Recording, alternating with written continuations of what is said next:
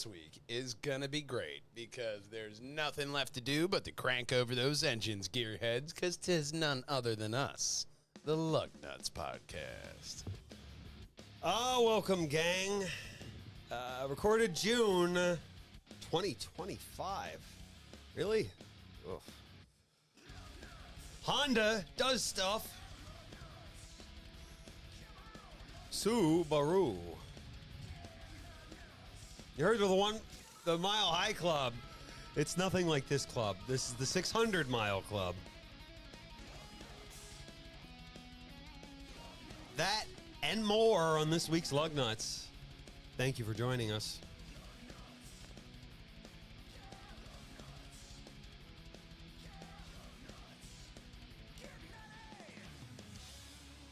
We want you to pop on over here, facebook.com/Lugnutz podcast. Toss my axe over to the crowd. The stage crew. And we want you to pop over here, facebook.com/Lugnutz podcast, or head on over to our main mother website of pjandwh.com. That's where you're going to find all of our luggy and nutty and exciting news and events popping up there. Just updated Bucarel photography page. And right up at the top, I thought that was the best place to put it, unlike what I did last time, is keep it all the way at the bottom. You can buy all three of my books, and there's a link to every single one of the Amazons right there on Bucarel Photography, right on our main website. Wow, right here. Purge hangers and wall hangers, our main website. So you can find everything you like there, all of our latest content, like Matt Plays, Sex Ed, and everything in between, and the Lugnutz podcast, just like you're going to find the gloriness that is this first story. The ads ruined the nice picture of Honda that was there, but Honda's still having a recall. So they're having a problem with the brake pedal, could shift position, causing the driver to not stop properly. Oh, you don't want your brake pedal to move? No. Well, unless I tell it to. Well, I like yeah. it to do what I say and not what it wants.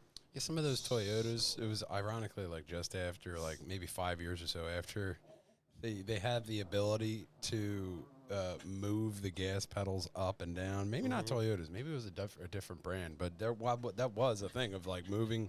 Oh, I'm shorter. I want the gas pedals closer to me. I think it was mainly, maybe I'm thinking of like SUVs. SUVs, trucks. I don't think it was a sedan. I thought it was a Chevy or Ford that did it. Yeah. Because I know it was a popular thing. remember. Like, oh, I want to move my pedals closer to me. And they move there, but when they're not supposed to. To move the seat? Well, you could move the seat and you could do that. And a lot of them, they have like 47 different ways. Like some of them will extend outward.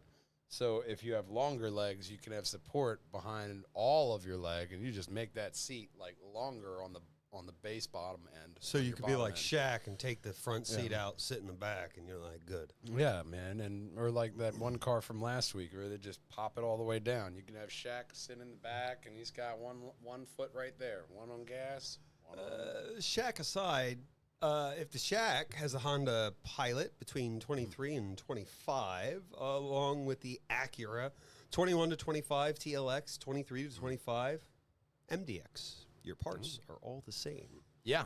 Yeah, you are. So when it affects one of you. May lead to an increased crash risk. Yeah. So I would take it in. Yeah. Yeah. Call your Acura or Honda dealer today, because that's, especially with the brake pedal, you want to make sure that's secure. Is in 1% of them, but that's a lot of, you got to check them all, because they could have put that decimal place in the wrong position. Well, that's true. And you know what? Hey, make sure you call your dealership multiple times, thousands of times, until they answer. Yes, they love that. They're just so busy. 100%. Yes. They love to hear from you. They want to hear. Their owners would back us up. Oh, yeah. They want to hear from you. But what we want to hear from is this. When their powers combine, there's still 3 Japanese car companies. And not Captain Planet. No, they're not Captain Planet. Toyota, Mazda, and Subaru are teaming up to come up with cleaner and more efficient solutions sooner. Like removing traditional engines like gas or diesel. I don't like that idea. Not really. Instead, electric or hydrogen. It's not bad that they're cleaner than fossil fuels. Yeah. So they're going to put their heads together and they're going to see what they can come up with. Well, what was that one statistic? It was like a quote from one of the Toyotas when they were talking to press or something, and he was essentially saying that, you can make 12 EVs and it's nowhere near as harmful for the environment, or hybrids rather, versus the EVs.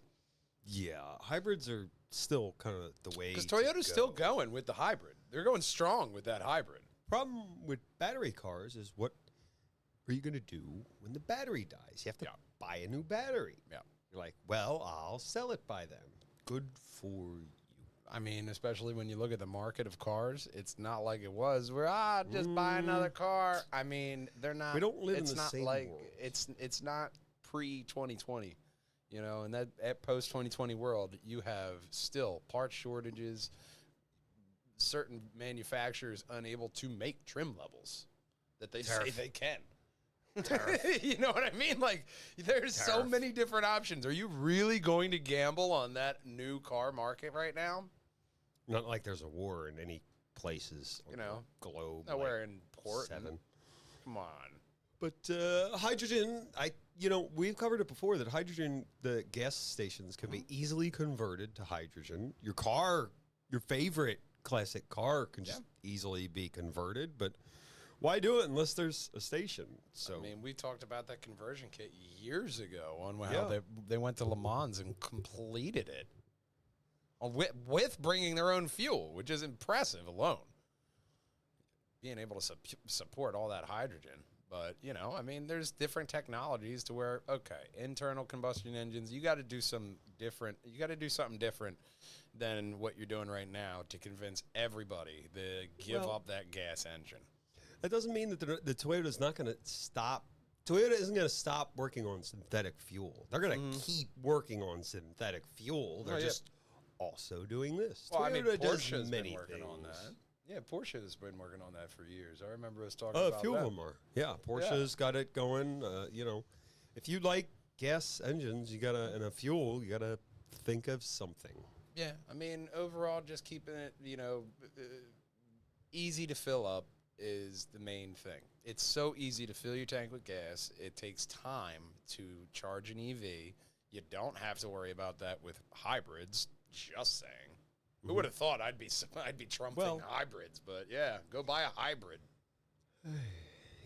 Well, I will say this: they do have government support to develop cleaner types of propulsion. I'll say.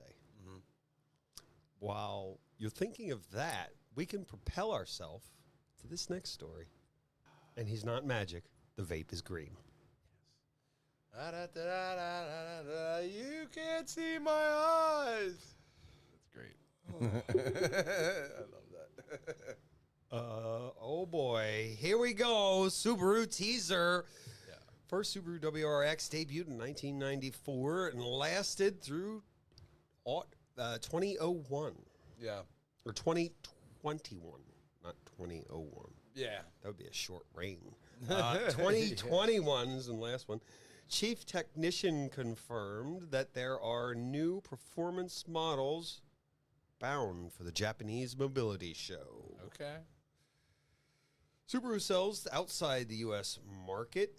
It comes with a WRX 2.4 liter in Australia, New Zealand, and thereabouts. Soon to debut in Japan. So they make it, just not here.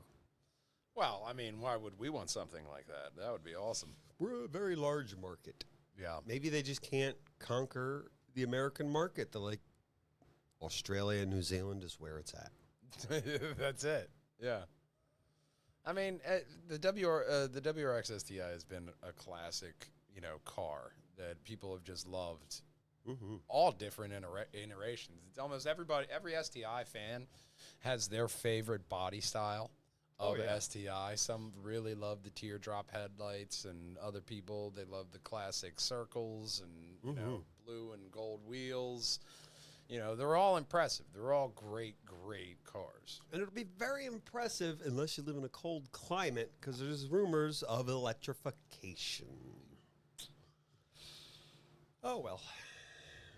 It's almost like a disease you'd get in BioShock or something. Electrification. Electric cars are fine, but I don't have to sit at the electric station with my car for 16 hours because it's really cold. Yeah. Either just stick a Hey, you coming into work? Soon as the car soon as the car's charged. Like when's the cold done? Spring? I'll be in the spring. Spring. It'll warm up by a couple weeks, right? Hey, we right. got a couple weeks. We got a warm snap today. You think you're gonna make it into work? I don't know. I think I'm gonna have to dial in. Home, Sorry, man. it's not an excuse. You need to get a car that can get you to work. Yeah, you can't use that. You know, I mean, nurses are not gonna be going out grabbing that. You know. Well, let's go to this next story, and maybe we'll join the hype train. Those Japanese, right? Yeah. This is Toyota's new 4-cylinder engine, 1.5 and 2 liters, said to be smaller and lighter with the potential of 600 horsepower. Wow! From that tiny little engine. So cute. I mean, look at that little guy. He's so cute. Debuted at the Tokyo Auto Salon in January, new engine G20E, mounted above the rear axle. Pocket rocket features with a IHI turbocharge, pushing out 400 to 450 horsepower. Jesus, what kind of? That's a lot. That's a lot, and Especially you get your own pocket rocket. You put a turbocharger on that thing. Holy crud! With a larger turbocharger, you can easily get 600 horsepower. Yeah, here's the thing: you got to look at the engine, and if the engine can take it. Can you imagine you put this in like a Yaris? Yeah. Then you supercharge it and turbocharge it, and you need a real light, like a fucking. For that, I imagine you're going to need an intercooler the size of the car, but. Yeah, you pop something small, like pop that in like a Fiat 500. This new one, there's all sorts of things. It will double what is the current one, which is the G16 E-TAC GTS, produced for the GR Yaris, GR Corolla, Lexus LBX, Morzo RR, whatever that is, with their turbocharged 1.6 liter 3-cylinder engine. Wow. Okay, 3-cylinder engine. Wow, that kind of seems like a step backwards, doesn't it? Yeah, I mean, but most people are good. They're not. It's not like it used to be. Like, give me a V8, give me a V6. I mean, it's got 600 horsepower. Oh yeah, what you got in there? I've got 3-cylinder. I'm sorry. Well, there is 3-cylinder. There's good news. Toyota has teased the potential return of the Celica or the MR2. Oh. Fans have been clamoring for an MR2. They have also been promising a Supra to live beyond the current generation. So they have all sorts of things. New 4-cylinder is part of a broader initiative alongside Japanese automakers, along with Mazda and all to extend with the rotary engine. Mm-hmm. So they're going to combine their powers with Subaru, like we just talked about, and they're going to become a better engine. Subaru's always been that manufacturer to just get all the best technology from everybody. That's one of the secrets of the STI, is that it's just got everybody's knowledge in that shit. Well, Bloomberg predicts that EV sales will only increase by 25% in 2025. It's not much, but it's a market. The report also predicts nearly 2/3 of the global EV demand this year will come from Europe, China, and 7% the United States. Well, I mean, China is rather big, and there's a lot of people over there. Europe, if you pumped in some infrastructure for these charging station people, then it's doable for Europe. How far do you logically have to travel compared to the U.S.? I think they're already set up for a lot of the EV with the charging stations over there already, whereas I mean, you want to go down We're a south, really- 17 hours. You're not really- doing that in an EV. Whereas we're a really, really big country. Yeah. From one coast to the other. You know, I mean, you can. That's a lot of charging plugs. Yeah, you could do that in, that's where we need that, 400-mile range for an EV. Yeah, because we don't know where we're going to be able to charge that shit. You better have an attraction we can walk to while we wait 16 hours for that shit to charge in the winter. 400. Well, our next story has got more than that. And it's a club. A solid state is what some car companies are working on, specifically Nissan, BMW, and others are on the big promise of a solid state battery, as we've heard for years now. Yeah, unfortunately.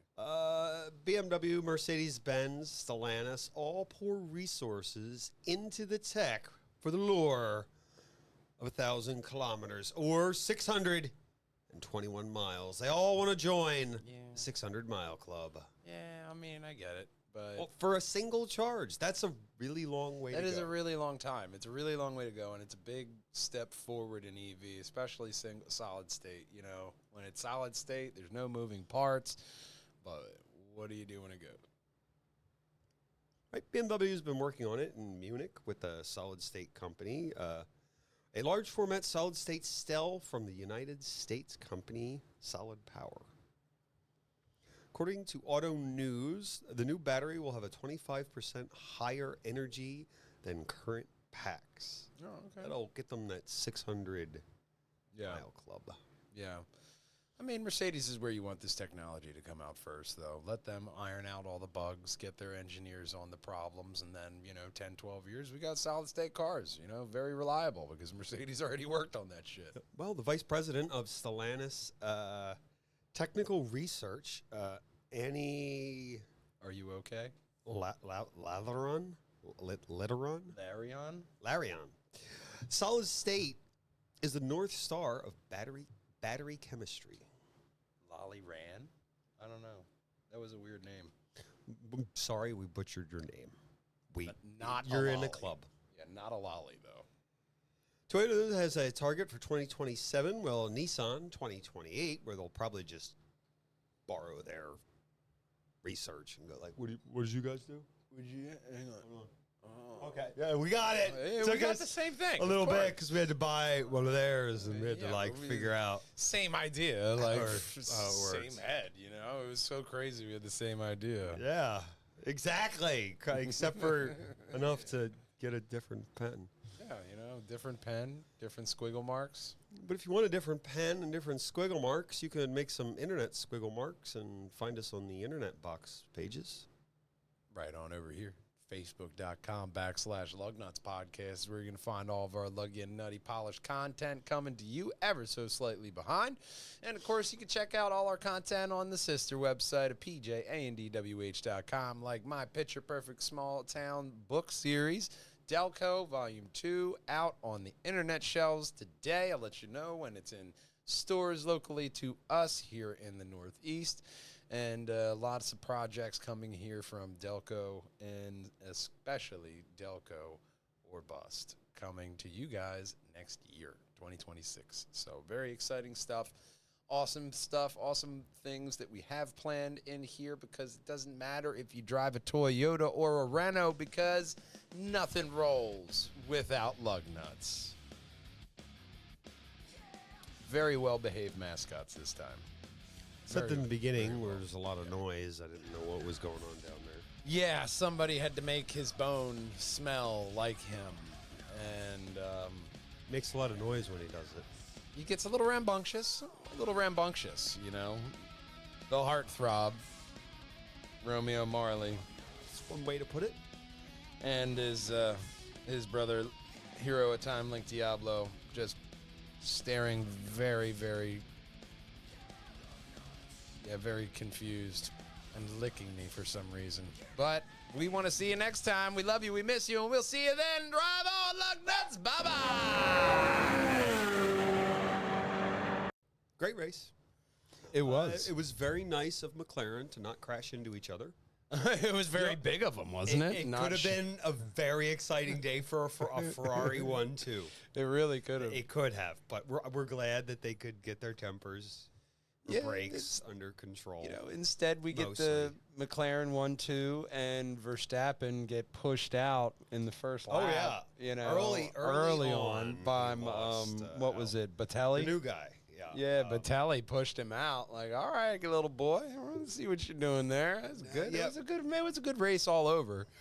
Austrian Grand Prix is always a great race, and we're going to England next week. It's a simple track with a complicated pit entrance for all the drivers. You have to like do a little bit extra. Yeah, the drivers, I mean, especially, it's not as weird of a pit exit like Canada last week. So, you know, it was a good race. I like to see somebody other than Red Bull win. And we're seeing a lot of, you know, back and forth just between, McLaren, which is really nice. I like it when teammates don't crash into each other because they can't keep themselves under control. Yeah. I mean, it's always best. Could we act like we have multi-million-dollar contracts? You know, act like big boys, and I think you guys will be okay. You know, before you get in your private jets. Yeah. I know. Anyway, I don't know. No. I have no idea what that's like. No. I wish I had those kind of white people problems. I couldn't even tell you the last time I flew. Your arms must have been tired. Yeah. A lot like them hit their arms hitting that subscribe button right there, and then liking, commenting below. Right above my head, it's the very best perch hangers and wall hangers video for you. And right above Big Brother's head is every single Lugnutz podcast in a playlist. Over 199 of them, gang. And, of course, until next time, drive on, wall hangers. Bye-bye.